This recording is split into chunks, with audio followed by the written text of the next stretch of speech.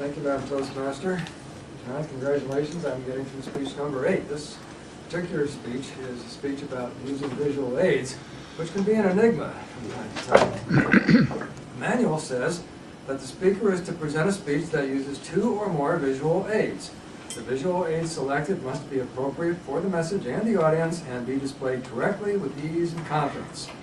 And then there's all this thing and incorporate all the things you've learned before. And I think John did that, and certainly he had more than 2 visual aids because he brought up his PowerPoint presentation, and he had, I don't know, I lost count of 10, but I think it was probably closer to 11 or 12 in there.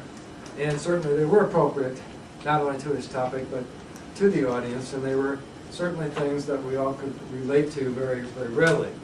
The speech was informative. It was a speech to inform, if you will, to tell us about a method or a technique for heating and cooling, for using energy in a way that does not diminish our natural resources. And I thought that you accomplished this very adequately, John. It was factual, it was timely. Certainly we're all concerned about energy these days. It was well organized. You had your points 1, 2, and 3. You had different types of houses, 1, 2, 3, and 4. The different houses, the house was all the same, but the different types of coils and so forth that could be used to a heat exchanger.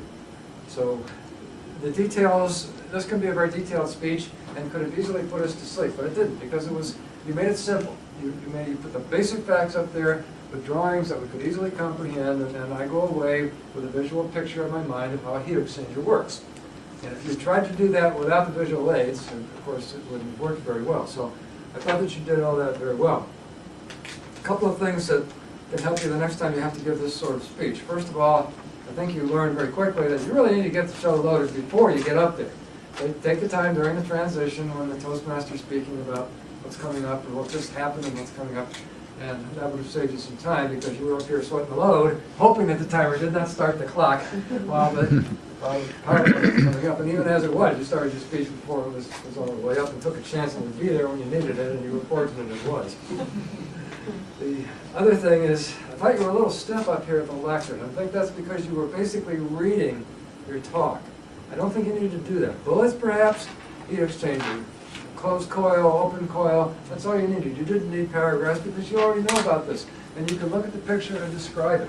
When I use PowerPoint, I basically use what's in the PowerPoint slide to help me to tweak my brain as to what I'm going to say. And I think that's a technique that that all of us need to develop anytime we use PowerPoint. And the only other item is when you realize you were over time, don't put yourself on report.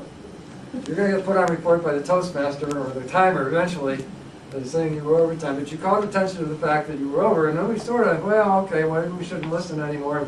And I don't think you really did yourself any favors. Just let it go and think to yourself, okay, I'm not going to qualify, but by golly, I'm going to get this speech finished, and I'm not going to qualify as an evaluator.